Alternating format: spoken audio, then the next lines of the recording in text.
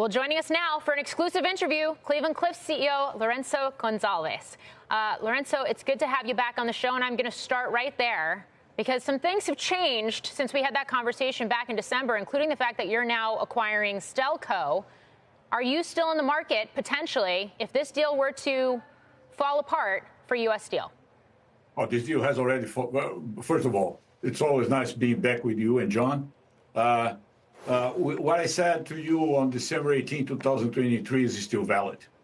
So it was the most predictable outcome that I could ever see in our steel business.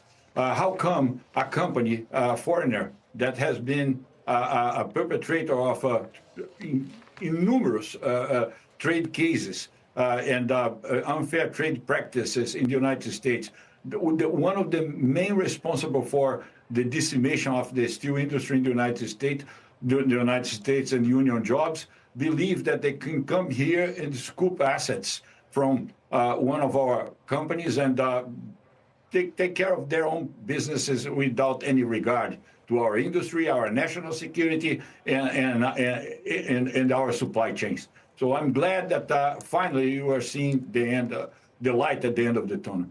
Well, earlier this week, before we got these latest reports regarding the Biden administration, and we still don't know the actual outcome from the CFIUS report or how all of this plays out, if and when the president decides to take some sort of action and potentially block this deal, if that's what happens.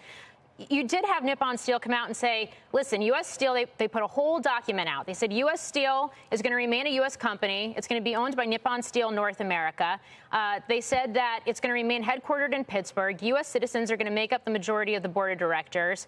Core senior management members of U.S. Steel will be U.S. citizens. They're going to prioritize production at U.S. Steel to meet the demand in the U.S. steel market, and they're going to make investments to the tune of $2.7 billion in unionized facilities. So how does that trigger national security concerns? How does that not calm some of those concerns or some of those fears, especially when you're talking about a corporation from a key strategic U.S. ally?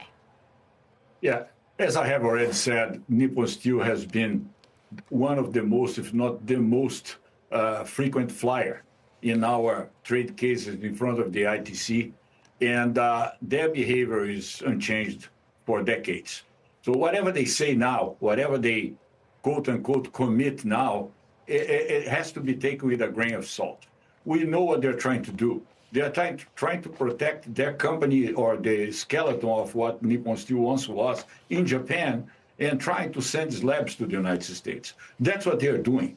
We are committed, and we have a commitment with the USW to invest in the assets that we are going to acquire, particularly if the CEO of U.S. Steel makes good on his shameless attempt to blackmail the President of the United States and the Commonwealth of Pennsylvania with shutting down Mon Valley and shutting down the office in Pittsburgh. Well, we are going to take care of all that. Yes, John. Yeah, so about that, I mean, there is this fear out there that if no deal goes through, U.S. Steel will start cutting workers.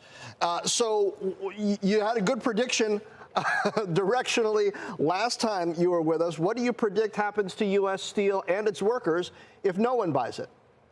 Let's start with the office in Pittsburgh. What this deal going through or not going through has to do with the office in Pittsburgh. Yeah, the ownership doesn't change anything. If they want to change the headquarters to Arkansas, they can do that now. They don't need to have a deal blocked and then they change or it's completely unrelated. That's number one. Number two, of course, anyone that acquired the assets will have to invest in the assets. Everybody knows the limitations of Ewing and Mon Valley. We need to fix the hot strip mill, but the asset itself is good. The union jobs are great. The people working there are very valuable and very important. So you would keep the same thing, you would invest. Dave McCall, the president, my dear partner and friend, Dave McCall knows that we are going to invest on the assets of Mon Valley. So if they go ahead and shut down the assets, so do it, because that will make for an easy transaction to buy an asset that is shut down.